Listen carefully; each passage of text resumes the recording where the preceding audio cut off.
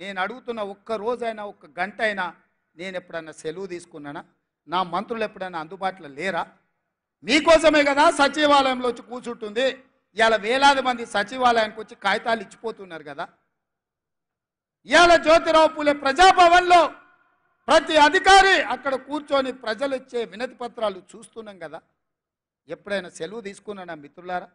ఎప్పుడైనా అలసిపోయినట్టుగా అనిపించినా, నా కష్టం వచ్చినా కాలుని వచ్చినా అదిమి పెట్టుకొని ఓపికగా ప్రజలు విశ్వాసంతో నమ్మకంతో ఒక గొప్ప బాధ్యత తెలంగాణ రాష్ట్ర ముఖ్యమంత్రికి ఇచ్చిండ్రు, దాని బాధ్యతతో నిర్వహించాలని చెప్పి నేను ప్రయత్నం చేస్తున్నా కదా మిత్రులారా.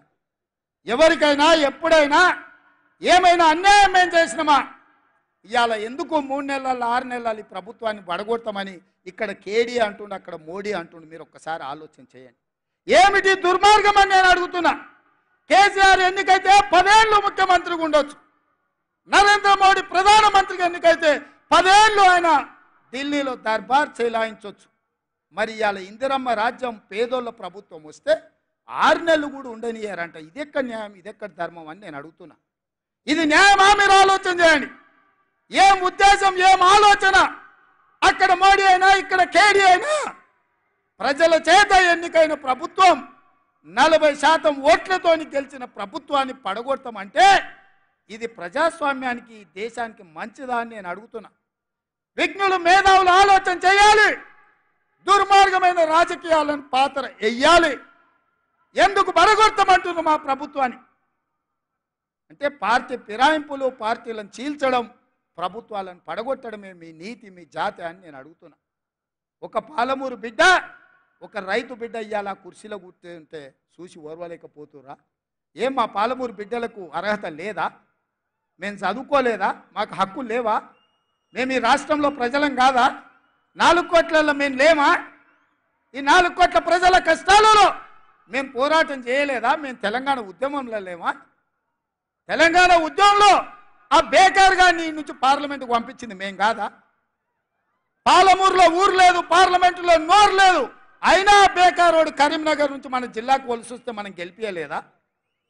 మన మంచితనం చేతగంతనమా అని నేను అడుగుతున్నా మా యువకుల్ని. కొడకల్లారా, ఎవడన్నా టచ్ చేసి చూడండి, మా పాలమూరు బిడ్డలు అగ్ని కణికలై మానవ బాంబులై నా కొడకల్లారా ఎవడన్నా మిగులుతే నేను చూస్తా అనుకుంటురేమో, తమాషా చేస్తురేమో. వానో వీనో సందులల్లా సకలగుల పెట్టి ఏదో చేద్దామని ఒక్కనొక్కని పండబెట్టి తొక్కి పేగులు తీసి మెడలేసుకొని ఊరేగుతాం బిడ్డ ఎవడని ప్రభుత్వం మీదకి వస్తే. ఇది ఆసామాసి అల్లాటప్పకు వచ్చిన వాళ్ళం కాదు బిడ్డ. నల్లమల అడవి నుంచి తొక్కుకుంటా ప్రగతి భవన్లో ఉన్న నిన్ను కంచెలు బద్దలు కొట్టి బజార్లకు ఈడ్చిన బిడ్డను బిడ్డ. ఇక్కడి నుంచి వచ్చినోని తట్ట పని, పార పని, మట్టు పని, ముంబాయి దుబాయి వలసలు పోవడే కాదు బిడ్డ, నీలాంటి వాళ్ళని గోతి తీసి బొంద పెట్టేది కూడా మాకు తెలుసు. ఆయనలో నల్గొండలో మాటల సందర్భంలో మా ఉత్తమన్న, జానన్న, ఎంకన్నా ఉండే మా జిల్లాలో మొత్తం గెలుస్తామన్నారు.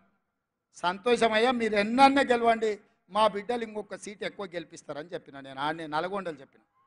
ఇవాళ మా ఎంకన్నోళ్ళు 11 గెలిస్తే మా బిడ్డలు 12 గెలిపించిరా. మళ్ళీ మా ఎంకన్న ఇవాళ అంటనే ఉండి పక్కల నుంచి, మా నల్గొండ భువనగిరి మేము అల్క గెలుస్తామే, మరి నీ సంగతి ఏందని. ఇక నా సంగతి ఏందో మీరే చెప్పాలి, ఎందుకంటే ఇక నేను కాదు కదా చెప్పాల్సింది. మరి మన నాగర్ కర్నూలు, మన మహబూబ్ నగర్ గెలవాలనా లేదా? మరి గెలవాలంటే ఎవరు కష్టపడాల్సింది? మన 12 మందిని గెలిపించింది మీరే కదా. మరి రేపైనా ఈ 2 గెలిపించాల్సింది, తెలంగాణలో 14 గెలిపించడానికి ఆశీర్వదించాల్సింది మీరే కదా మిత్రులారా. ఇవాళ నేను ఒక్కటే మాట చెప్పదలుచుకు. 94 నుంచి 2004 వరకు తెలుగుదేశం పార్టీ అధికారంలో ఉంది. 2004 నుంచి 2014 వరకు డాక్టర్ వైఎస్ రాజశేఖర రెడ్డి గారి నేతృత్వంలో కాంగ్రెస్ అధికారంలో ఉంది. 2014 నుంచి 2024 వరకు చంద్రశేఖరరావు టీఆర్ఎస్ పార్టీ అధికారంలో ఉంది. ఇవాళ ఈ వేదిక మీద నుంచి చంద్రశేఖరరావు మందేసినవో మందేయలేదో నాకు తెలియదు, నువ్వు పండుకున్నావో పండుకోలేదో నాకు తెలియదు. వాళ్ళ ఇంట్లోకి నేను చెప్తున్నా, లేపూరి చంద్రశేఖరరావుని టీవీ చూపించురే రేవంత్ రెడ్డి ఏం చెప్తున్నాడు. 2024 నుంచి 2034 వరకు కాంగ్రెస్ పార్టీ తెలంగాణ గడ్డ మీద ఈ 10 ఏళ్ళు ప్రభుత్వం ఉంటుంది. మువ్వెన్నెల జెండా తెలంగాణ గడ్డ మీద ఎగరేస్తాం. ఇది మా కార్యకర్తల మీద ఆనా. పాలమూరు బిడ్డగా నేను మాటిస్తున్నా. 10 ఏళ్ళు తెలుగుదేశం, 10 ఏళ్ళు కాంగ్రెస్, 10 ఏళ్ళు బీఆర్ఎస్, మళ్ళా 10 ఏళ్ళు పాలమూరు బిడ్డగా చెప్తున్న కాంగ్రెస్ ప్రభుత్వం. ఇందిరమ్మ రాజ్యం ఉంటుంది. దళితులకు, గిరిజనులకు, బడుగులకు, బలైన వర్గాలకు, ఆదివాసీలకు, మైనారిటీలకు, మహిళలకు, నిరుద్యోగ యువకులకు, ఉద్యమకారులకు, అమరవీరుల కుటుంబాలను ఆదుకొని బాగు చేసే బాధ్యత నాది. పాలమూరులో ప్రతి ఎకరాకు నీళ్ళిచ్చే బాధ్యత నాది. నాకు వయసు ఉంది, ఓపిక ఉంది. ఎవడన్నా అటు ఇటు చేస్తే తోక గత్తిరిచ్చే కత్తెర నా జేబులోనే ఉంది బిడ్డ. అందుకే మిత్రులారా, ఇది మళ్ళీ మళ్ళీ వచ్చే అవకాశం కాదు. ఈ అవకాశాన్ని జారవిడ్చుకుంటే 10 మంది ముందల పల్సన్ అయిపోతాం.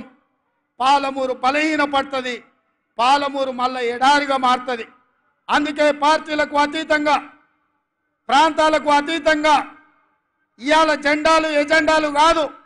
ఈ పాలమూరు బిడ్డ బలపడాలి, జాతీయ స్థాయిలో గుర్తింపు రావాలి అంటే ఈ నల్గొండ జిల్లా నుంచి మొదలు పెడితే అది ఖమ్మం కావచ్చు, ఆదిలాబాద్ కావచ్చు, వరంగల్ కావచ్చు, మెదక్ కావచ్చు, నిజామాబాద్ కావచ్చు, రంగారెడ్డి కావచ్చు, హైదరాబాద్ కావచ్చు, నా పాలమూరు గడ్డ కావచ్చు, 14 పార్లమెంటు సీట్లు గెలవాలి.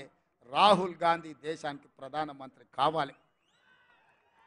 రాహుల్ గాంధీ కశ్మీర్ నుంచి కన్యాకుమారి వరకు 150 రోజులు 4000 కిలోమీటర్లు ఎర్ర టెండలో మంచు కొండలో పాదయాత్ర చేసినప్పుడు మొట్టమొదట కృష్ణా నదిని దాటుకొని కర్ణాటక నుంచి ఈ పాలమూరి గడ్డ మీద పాదం మోపిండు మన నాయకుడు. తెలంగాణలో పాదయాత్ర ఈ పాలమూరులోనే ప్రవేశించిండు. మిత్రులారా, కృష్ణా ఎట్లా పరవళ్ళు తొక్కి మన ప్రాంతానికి వచ్చిందో రాహుల్ గాంధీ గారు కూడా అదే విధంగా మన ప్రాంతంలో పాదయాత్ర చేసిండు.